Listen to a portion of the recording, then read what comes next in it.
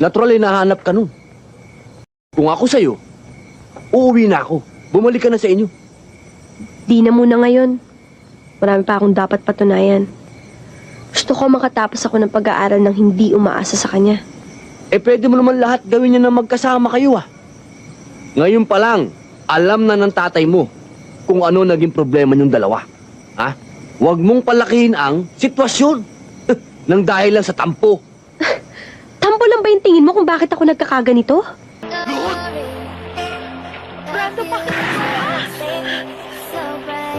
Brando pa! Bakit ba?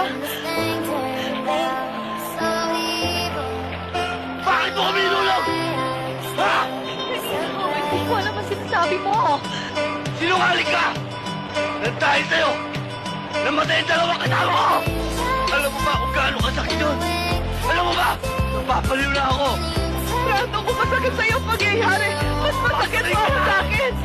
Sige, kung sa gagawin mong yan, mapapayaran ko ang kasalanan ko. Sige, patayin mo na ako!